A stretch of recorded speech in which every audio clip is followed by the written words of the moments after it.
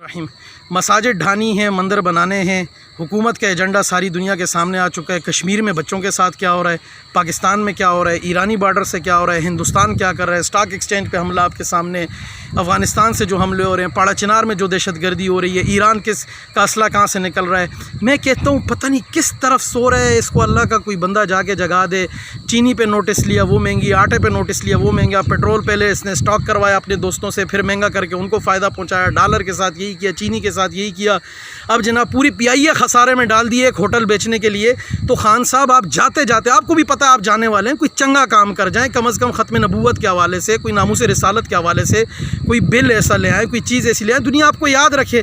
आपने वैसे भी जाना है, और जाना भी आपने इस दफ़ा ऐसा जाना है कि बस मैं तो दुआएं ही करता हूँ कि अल्लाह ही हिफाजत करे, क्योंकि मुझे लग ऐसा रहा है कि जो हाल, खैर मैं नहीं कुछ बोलता।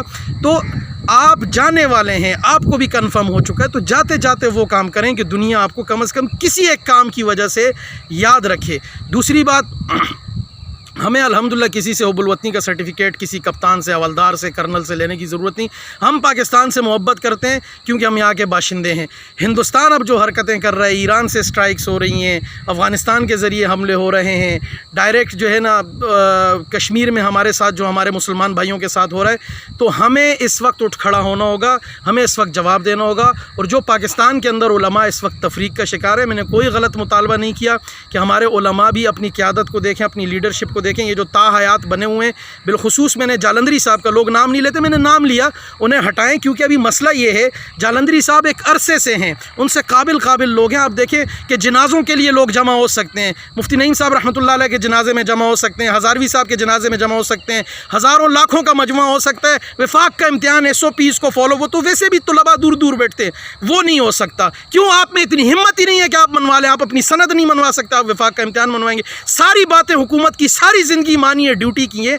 अल्लाह के वास्ते हम अगर कह रहे मंजूर मेंगल साहब को ले आओ, आदिल खान साहब को ले आओ, तो उसमें हमारा कोई ज़ाती फ़ायदा नहीं है, कोई मफाद नहीं है। लेकिन मंजूर मेंगल साहब कम से कम आके एक लेवल पे बात करते हैं, वो आंखों में आंखें डाल के बात करते हैं। वो ये नहीं कहते कि यार हिफ्ज़ के मदरसे भी बंद, मसाजिद भी बंद, सब कुछ बंद, और इनके सारे कुतखाने खुले हुए हैं, इनके जलसे भी हो रहे हैं, इजलास भी हो रहे हैं। अभी कुर्बानी के जानवर जो है ना, उन तक पे मंडियों पे पाबंदी, उनकी खाले नहीं जमा कर सकते। वो तो अल्लाह जज़ाए खैर दे कारी उस्मान साहब को कि वो कमिश्नर के पास गए और वहाँ जाके बात की। तो ये मदारिस का पूरा फंड JDC वाला ले गया, उस पर कोई पाबंदी नहीं। वो जो रश लगाता है आटे का, चीनी का, वो नाम लगा के, उन पे कोई पाबंदी नहीं। लेकिन मुसलमानों पे पाबंदी है, मुसलमान कोई काम करेगा वो नहीं कर सकता। तो खुदारा अपने दुश्मन को पहचाने, खा इदारे हैं, खा पुलिस है, खा एजेंसियाँ हैं, खा सियासतदान है, देखें कि पाकिस्तान दुश्मन कौन है और मुहिब वतन कौन है, और साथ ही आपस में एक दूसरे की टांगें ना खींचें।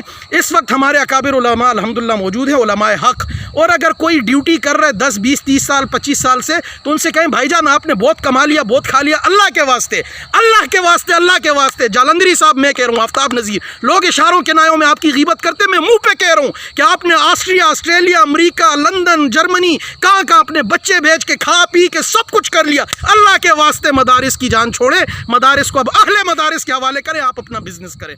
Thank you.